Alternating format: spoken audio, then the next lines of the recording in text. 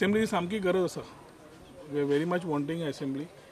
आज आमकां मेल आयिल्ल्या प्रमाणे 12 दिसाची असेंब्ली सांगल्या 24 मार्च टू 12 एप्रील. एक म्हणल्यार ह्या दिसांनी BJPचे कंटिन्युअस मिटींग आमदारां कडेन ZP कडेन म्युनिसिपॅलिटी खातीर कंटिन्युअस जायत आसा आनी BJP खंयची गजाल चिंतून केल्या शिवाय करना. आतां प्रश्न पडटा की तांणी होली वीक ह्या विकान तांणी असेंब्ली चालू कित्याक दवरली काय म्हणून बिटवीन 28 मार्च एंड 4 एप्रील. आनी अशें कितें संकट आशिल्लो की तो आमी 5 एप्रिलच्यान आमी चालू करूंक शकना आशिल्ली assembly.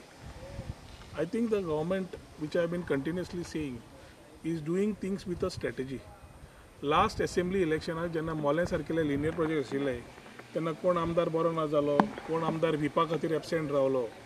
I think today they must have done a strategy that the Catholic MLAs belonging to BJP cannot come because of the Holy Week can be one excuse for them to ensure that they are able to face their voters. Is some strategy which I feel BJP must be coming. They know it better.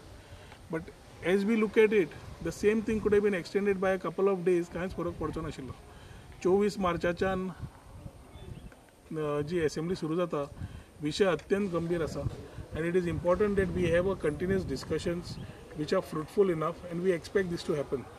But as the Chief Minister with his autocratic style thinks तो करतात ते सगळे पूर्वच म्हणून त्या प्रमाणे ताणें म्हाका दिसता ही तांकां घेवन उलोवन स्ट्रॅटेजी तयार केल्या आसतली.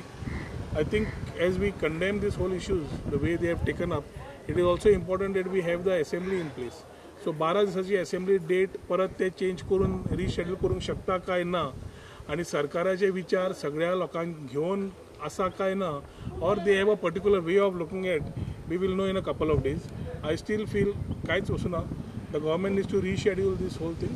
जाय जाल्यार after the Holy Week is over, they can start an uninterrupted session and complete it, which will be good for all.